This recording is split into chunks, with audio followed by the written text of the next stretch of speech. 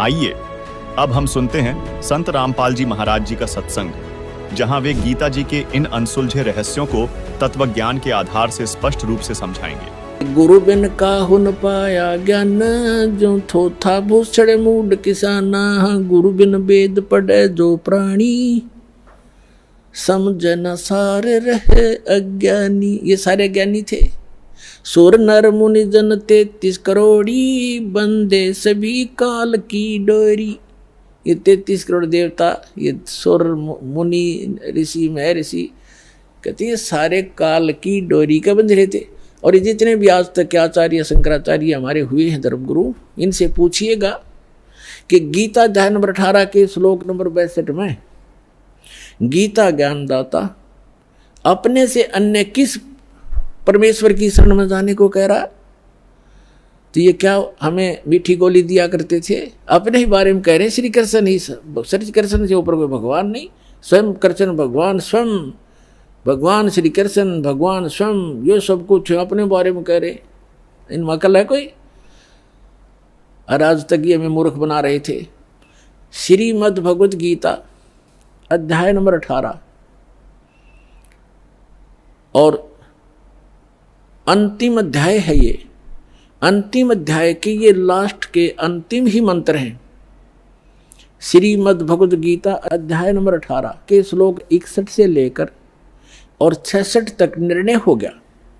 गीता ज्ञानदाता कहता है कि वो परमात्मा सभी प्राणियों को कर्मानुसार यंत्र के द्वारा, यंत्र की तरह चलाता, घुमाता है। फिर बता 18वें अध्याय के 62वें श्लोक में कि अर्जुन तू सर्वभाव से उस परमेश्वर की शरण में जा, उसकी कृपा से तू, उसी परमेश्वर की कृपा से तू परम शांति को और सनातन परम धाम को प्राप्त होगा। अब पीछे सारा निर्णय दे ही दिया कि मेरा भी जन्म मृत्यु है, तेरा भी जन्म मृत्यु है, मेरी साधना करेगा।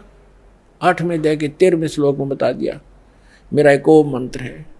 8वें अध्याय के प्रथम मंत्र में अर्जुन ने पूछा कि हे भगवान, आपने 7वें अध्याय के 29वें श्लोक में ये कहा है कि मेरे आश्रित होकर, आश्रित का अर्थ है कि मैंने, गीता ज्ञानदाता कहता है कि तत्वदर्शी संत की खोज जो कर लेता है मेरे निर्देशानुसार, चौथे अध्याय के 32 और 34 में बताया, इस ज्ञान को आश्रय कर लेता है, वो जरा मरण मोक्ष से छूट, जरा और मरण, जरा माने वृद्ध अवस्था, मरण माने मृत्यु, वृद्ध अवस्था के दुख और मृत्यु के दुख से जो छूटने का प्रयत्न करते हैं वे तत्ब्रह्म से, उस तत्ब्रह्म को जान चुके हैं और सारे अध्यात्म ज्ञान से परिचित हैं और सभी कर्मों से वो परिचित हैं। वही व्यक्ति, वही साधक जरा माने वृद्ध अवस्था के दुख से, बुढ़ापे के दुख से और मृत्यु के दुख से छूटने का प्रयत्न करते। तो गीता ज्ञानदाता ने, अर्जुन ने पूछा गीता ज्ञानदाता से 8वें अध्याय के प्रथम मंत्र में कि किम तत्ब्रह्म, वो तत्ब्रह्म क्या है ऐसा जिसको जानने के बाद फिर यहाँ संसार की कोई वस्तु की डिमांड नहीं करता या किसी वस्तु की चाह नहीं रहती, केवल जरा और मरण से ही छूटने का प्रयत्न करते हैं। किम तत्ब्रह्म 8वें अध्याय के 3रे श्लोक में उत्तर दिया गीता ज्ञानदाता ने कि वो परम अक्षर ब्रह्म है, गीता ज्ञानदाता से अन्य है। गीता अध्याय नंबर 15 के श्लोक नंबर 16 और 17 में 3 पुरुष हैं। एक सरपुरुष ये ब्रह्म है, अक्षर पुरुष ये परब्रह्म है, जो संसार रूपी वृक्ष का तना है वो अक्षर पुरुष, जिसको परब्रह्म भी कहते हैं। ब्रह्म से नेक्स्ट ब्रह्म, पर माने दूसरा, और सरपुरुष ये ब्रह्म है। इनकी कितनी मलकियत है, कितनी प्रभुता है। यह सरपुरुष जिसको सरब्रह्म भी कहते हैं, संतों ने इसको काल ज्योत स्वरूपी निरंजन भी कहा है। ये केवल 21 ब्रह्मांड का प्रभु है, स्वामी है। और अक्षर पुरुष ये 7 संघ ब्रह्मांड का स्वामी है, केवल इतना ही। और परम अक्षर पुरुष गीता अध्याय नंबर 15 के श्लोक नंबर 16 और 17 में 3 पुरुष हैं। सरपुरुष और अक्षर पुरुष ये तो 16वें श्लोक में बता दिए। और ये भी नाशवान, इनके अंतर्गत जितने प्राणी वो भी नाशवान, उनके भी स्थूल शरीर सबका नाश होता है। जीवात्मा तो सबकी अमर है, गधे कुत्ते की भी अमर है। फिर 17वें श्लोक में गया 15वें अध्याय के कि उत्तम पुरुष है तू अन्य परमात्मा इति उदाहरत है, ये लोक तरम अविश्य विवर्ती अवैश्वर है। वो उत्तम पुरुष यानी पुरुषोत्तम, वो पुरुषोत्तम तो कोई और है जो तीनों लोकों में प्रवेश करके और सबका धारण पोषण करता है, जो परमात्मा कहलाता है, जो वास्तव में अविनाशी है। गीता ज्ञानदाता कहता है कि वो है पुरुषोत्तम, इन दोनों से अन्य है। अब यहाँ पुण्यात्माओं 15वें अध्याय के 18वें श्लोक में ये विचलित कर देंगे अज्ञानी आपको। ये कहेंगे कि परमात्मा खुद कह रहा गीता ज्ञानदाता कि मैं लोक वेद में पुरुषोत्तम प्रसिद्ध हूँ। वो यहाँ ये कहना चाहता है कि मेरे अंतर्गत जितने भी प्राणी आते हैं 21 ब्रह्मांड में, उनसे मैं उत्तम हूँ, उनसे श्रेष्ठ हूँ, उनसे हर तरह से मैं उच्च हूँ, शक्ति में भी उच्च हूँ। जैसे गीता अध्याय नंबर 7 के श्लोक नंबर 1 से लेकर 10 तक ये स्पष्ट कहता है, बलवानों का बल में हूँ, बुद्धिमानों की बुद्धि में हूँ। तो ये जो इसके अंतर्गत है उन पर लागू है। ये कहता है इस लोक वेद में, लोक वेद माने दंत कथा, सुने सुनाए ज्ञान के आधार से जो इस लोक में चल रहा है, जो ज्ञान, उसके आधार से मैं पुरुषोत्तम प्रसिद्ध हो रहा हूँ, इसलिए क्योंकि मैं मेरे अंतर्गत जितने प्राणी हैं उन तक श्रेष्ठ हूँ। लेकिन 15वें अध्याय के 17वें श्लोक में इसने स्पष्ट ही कर दिया कि उत्तम पुरुष है तो अन्य, उत्तम पुरुष माने पुरुषोत्तम, वो तो कोई और है, और उसको तत्वदर्शी संत बताएंगे। और वो तीनों लोकों में प्रवेश करके सबका धारण पोषण करता है। वो अविनाशी भगवान है, अपना तो जन्म मृत्यु बताता है, और वास्तव में वो परमात्मा कहलाता है। परमात्मा का अर्थ होता है श्रेष्ठ आत्मा, जो दुख नहीं देवा, केवल सुख सुख देता है। तो ये सुख सागर है परमात्मा। कबीर जी अमर पुरुष, सत्य पुरुष, परम अक्षर पुरुष। तो यहाँ गीता अध्याय नंबर 8 के श्लोक नंबर 5 और 7 में गीता ज्ञानदाता कहता है कि मेरी साधना कर। 8वें अध्याय के 13वें श्लोक में इसने बता दिया मेरा तो ओम अक्षर है, ओम एक अक्षर है, नथिंग एल्स। और इसकी भक्ति करने से ओम से मिलने वाली परम गति मिलेगी। वो क्या मिलेगी? ब्रह्मलोक जाएगा। 8वें अध्याय के 16वें श्लोक में लिखा कि ब्रह्मलोक में गए हुए प्राणी भी जन्म मृत्यु में आते हैं। तो ये कहता है कि 8वें अध्याय के 5 और 7 में कि मेरी भक्ति करेगा मुझे प्राप्त होगा, लेकिन युद्ध भी करना पड़ेगा। तो जहां युद्ध है वहां शांति कहाँ?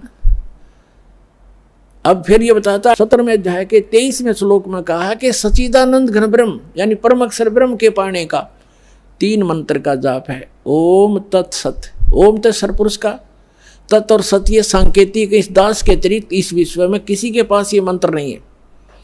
परमात्मा की दया से दास पर रजा हुई है। ये कोड वर्ड है तत् और सत, ये सांकेतिक। तत् है ये सांकेतिक शब्द है, ये अक्षर पुरुष का है, और सत भी सांकेतिक है, ये परम अक्षर पुरुष यानी परम अक्षर ब्रह्म का है। तो यहां स्पष्ट कर दिया कि उस परम अक्षर ब्रह्म के प्राप्ति के लिए 3 मंत्र के जाप की साधना करनी है आपने। साधना अन्य वस्तु होती है, पूजा अन्य होती है। जैसे हमारा इष्ट है जल, हमने जल प्राप्त करना, जल का पता लग गया पृथ्वी के अंदर है, तो हैंड पंप लगाना पड़ता है। हैंड पंप ऊपर फिर उसके पाइप बोकी लगाना, फिर ऊपर मशीन लगाना, हैंड पंप, ये सारी जो व्यवस्था है, ये उपकरण प्रयोग करने पड़ेंगे, साधना करनी पड़ेगी हमने उस उपास्य यानी इष्ट को प्राप्त करने के लिए, जल को प्राप्त करने के लिए। ये मंत्र हमारे पूज्य नहीं है, इन मंत्रों से हमें वो पूज्य वस्तु प्राप्त होगी। ये साधना है, ये मजदूरी है हमारी। तो यहाँ अभी तक ये कबीर पंथी यहाँ मार खा गए, इन मंत्रों को इन्होंने अवॉइड कर दिया कि तो काल के मंत्र हैं, ओम भी काल का फलाना। अरे हमने पानी जल प्राप्ति के लिए जो साधना प्रयोग करनी है वो चाहे लोहे की है, तो उस लोहे की वस्तु बिना वो जल ना मिल रहा है। इसी प्रकार ये जो मंत्र हैं ये अभी तक किसी का समझ में नहीं आए थे। उन महापुरुषों ने छोड़कर जिनको भगवान मिले, उन्होंने तो स्पष्ट किया है कि वही गुरु पूरा कहा है, 2 अक्षर का भेद बतावे। नानक साहब जी कहते हैं जय तू पढ़िया पंडित बिन 2 अक्षर 2 नामा, परमति नानक एक लंघाए जय कर सत समावा। 2 अक्षर का तो सतनाम है, एक ये सार नाम है, इनसे हटकर है। ओम और तत् मिलकर सतनाम बनता है 2 अक्षर का। इसकी श्वास और उश्वास से साधना करनी होती है, और सत जो है वो सार नाम है, वो अलग है। इन सब की साधना करनी पड़ती है। 17वें अध्याय के 23वें श्लोक में श्रीमद् भगवद गीता में गीता ज्ञानदाता बता रहा है कि सच्चिदानंद घन ब्रह्म के पाने का केवल ओम तत्सत 3 मंत्र के जाप का निर्देश है, नथिंग एल्स, और कोई नहीं। निर्देश माने फाइनल डायरेक्शन, इसके अतिरिक्त कुछ नहीं।